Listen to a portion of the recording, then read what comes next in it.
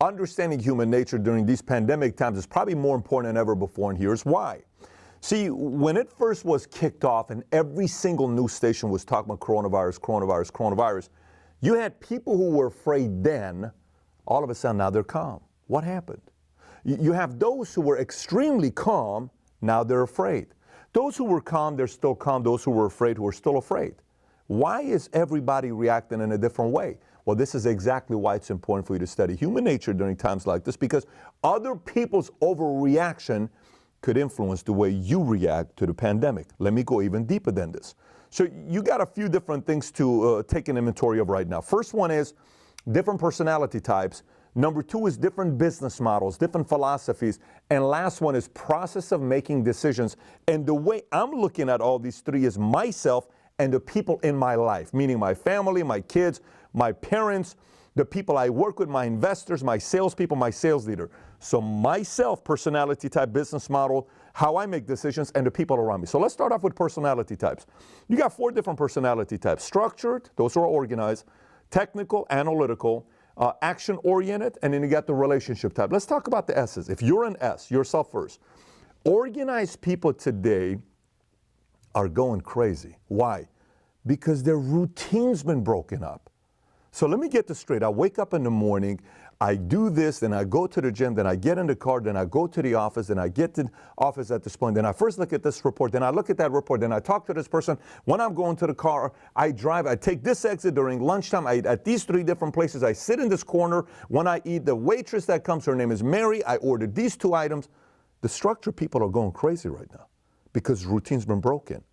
And so if you're dealing with structured people and they're a little bit edgy right now, it's because their routine has been changed and they drive based on predictable routines. They like things to be organized.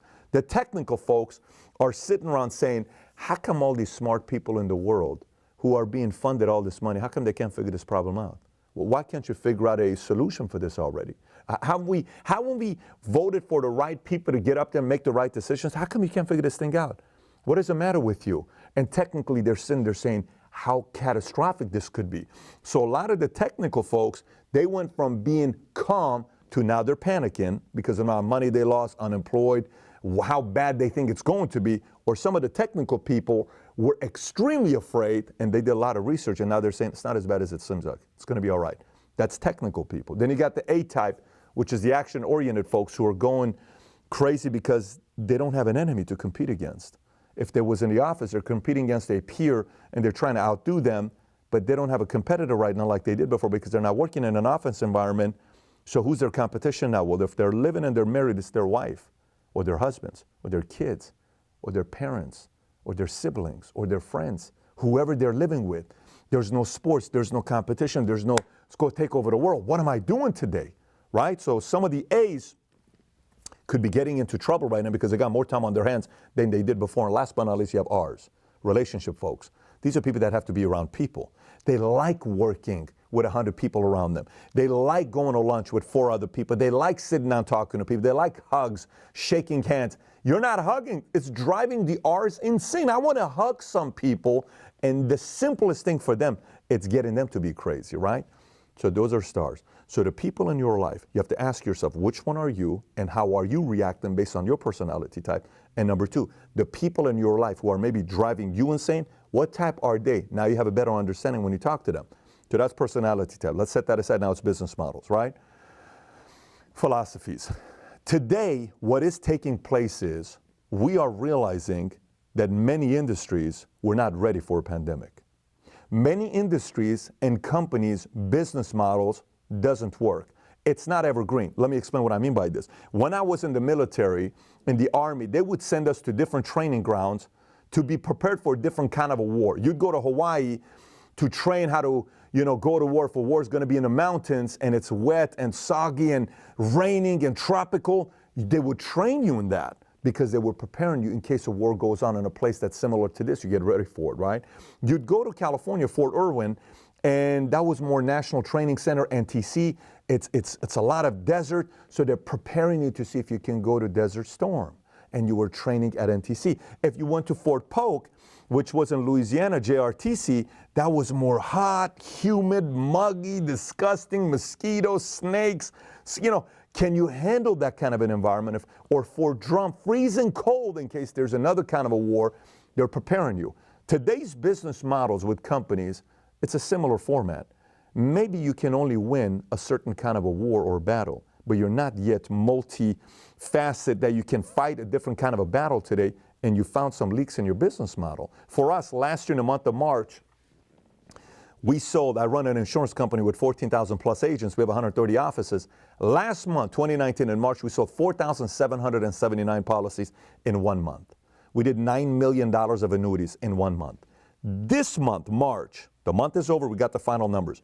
We did 6,419 policies from 4,779.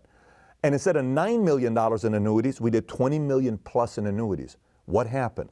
Well, because our model works, whether it's face-to-face meeting with the client or Zoom or three-way or FaceTime, and immediately we had all the scripts prepared for everything.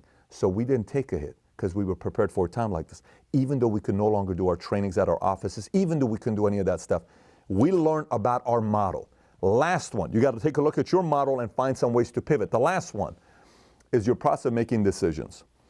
You have to also look at your process of making decisions. Is it efficient?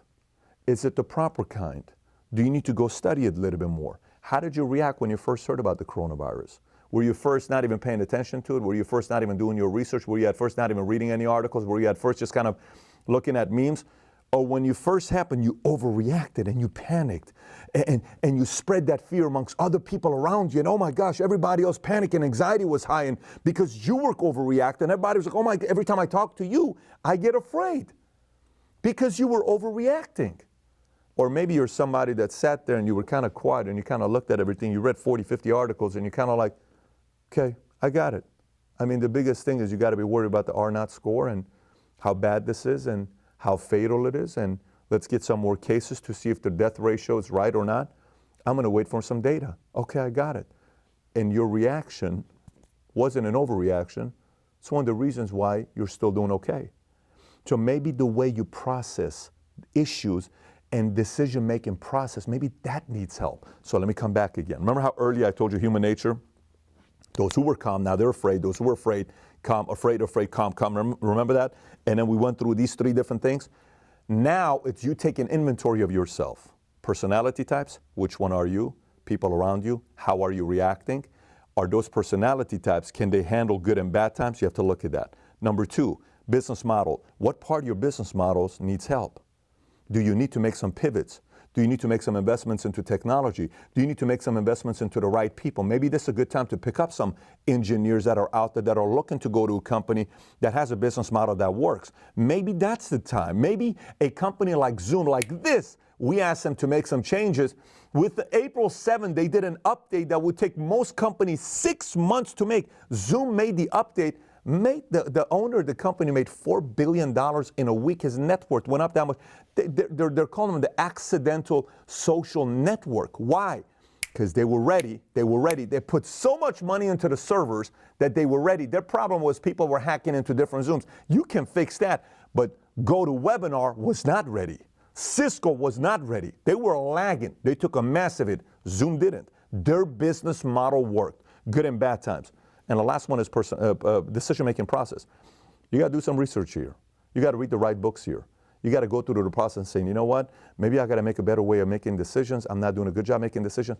But those are all the different things you got to be looking at right now. So the next time you talk to somebody, when you get off this phone, you're probably going to be thinking about 3, 4, 5 people right now when you're watching this video. Not when you get off the phone. You're watching your phone, maybe on this video, on your phone, the video on your phone.